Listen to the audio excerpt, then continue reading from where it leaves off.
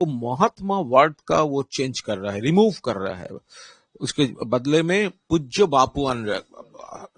लेकिन अभी जो सुन रहा है तो वो तो पूरा महात्मा गांधी पूरा रिमूव कर दिया है, पूरा कंप्लीटली डिफरेंट नाम। और वो के राम जी ये ऐसा कुछ बिल पे है, तो वो कौन राम जी है?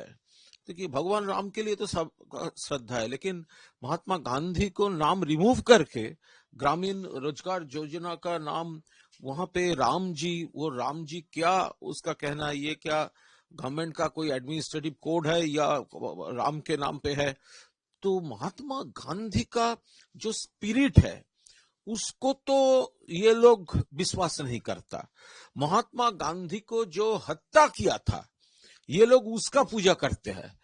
तो लेकिन आज ये हमारा जाति का पिता महात्मा गांधी का नाम पूरा ये ग्रामीण रोजगार योजना मनरेगा से हटा रहा है। अगर ये सच है तो बहुत बुरा हो रहा है। All India Trinamool Congress under the leadership of Mamata Banerjee पूरा इसका विरोध करेंगे। बीजेपी बंगाल की तरफ से एक एक्स पोस्ट किया गया है, ममता बनर्जी के साथ में हाफ फेस पे हिटलर का फेस लगाया।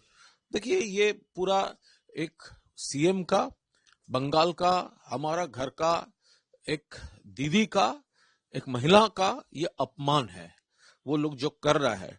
ममता बनर्जी गरीबों का दोस्त, पब्लिक का दोस्त, और भाजपा पब्लिक का दुश्मन, बांग्ला का दुश्मन।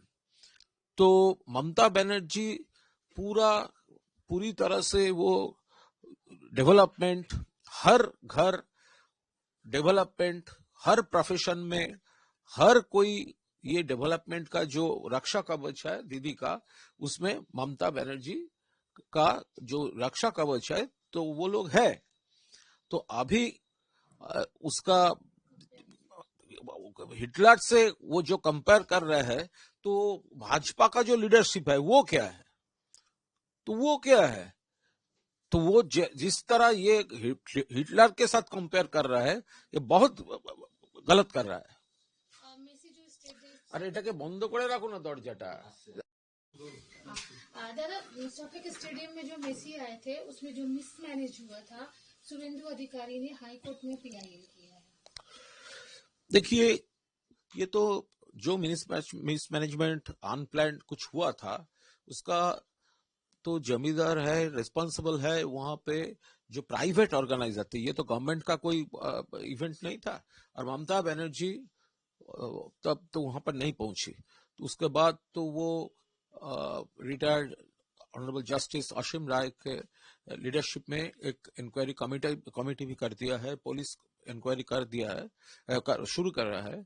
और जस्टिस राय का कमेटी भी इन्वेस्टिगेशन स्टार्ट किया है।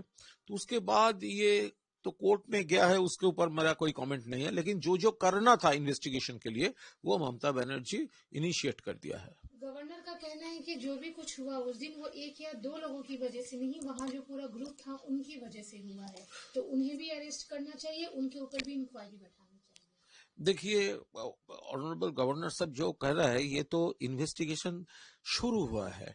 ये एक तरफ पुलिस कर रहा है, अरेस्ट शुरू हुआ है, और दूसरी तरफ ममता बनर्जी रिटायर्ड जस्टिस असीम राय का लीडरशिप में इन्वेस्टिगेशन इंक्वायरी कमेटी कर दिया, तो काम शुरू हो गया है।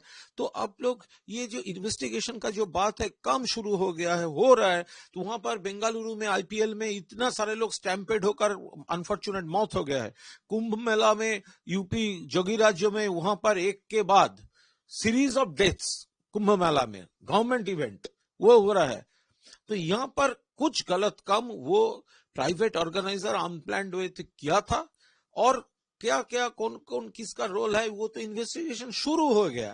तो एक तरफ इन्वेस्टिगेशन शुरू हो गया है, दूसरी तरफ ऐसा स्टेटमेंट का गवर्नर सबका क्या कोई जरूरत ही नहीं है। लास्ट क्वेश्चन दादा, सुकांता मजुमदार ने एक पोस्ट किया है, आरोप लगाया है कि इस प्रोग्राम में जो स्पॉन्सर्स थे उसमें सनाका बोल के जो स्पॉन्सर है उसके जो मालिक है वो पहले विनय मिश्रा रह चुके हैं, तो इनडायरेक्टली उन्होंने इसे टीएमसी के साथ में जोड़ने की कोशिश की है। देखिए, ये तो कौन कौन कंपनी में कौन अतीत में क्या शेयर होल्डर था, क्या अमुक था तो अमुक था, ये उसका हमारा मालूम नहीं है। ये कोई पॉलिटिकल इश्यू भी नहीं हो सकता, क्योंकि अगर किसी का खिलाफ कुछ है वो तो सुकांत मजूमदार का सीबीआई या ईडी इन्वेस्टिगेट कर रहा है।